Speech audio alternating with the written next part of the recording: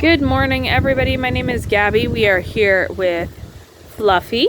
This is Fluffy's first week with us here at Best Paw Forward. This is his 4th day, and what we are working on with him today is a little bit of his leash skills.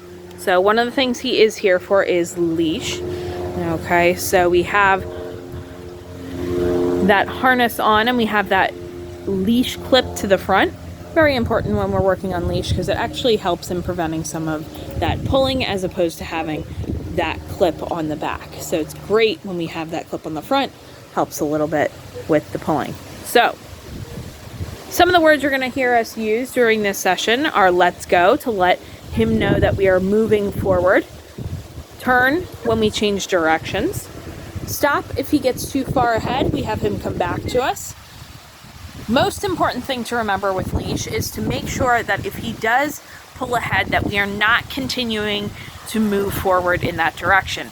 If we continue to move forward in that direction, then he starts to learn that that pulling gets him where he wants to go, and we don't want him to learn that. So we will either have him stop, come back to us.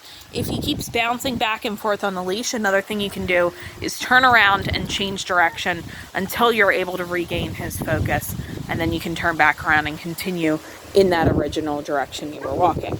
Now when we start out in low distraction. We started out with him inside the barn, but he has been progressing very quickly. So we are actually outside already for this first video leash session.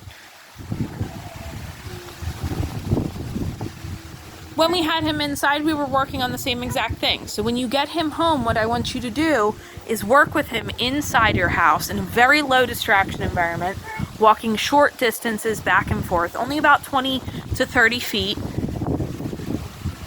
You're going to use a high rate of reinforcement in the beginning.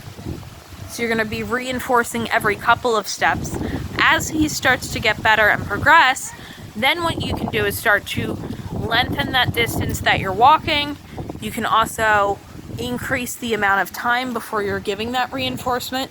So maybe in the beginning you're reinforcing every 2 to 3 steps, then every 3 to 5 steps, every 5 to 7, and so on and so forth until you get to randomly reinforcing that behavior. So we start to phase out that food reinforcement so that we don't have to use it as often. Now when you get him in a different environment, so whether you're going from inside to outside in a slightly more distracting environment like we did here, or you're going from an environment like this to a little bit higher in distraction environment, you're going to have to take a step back and start where you started in the environment previously.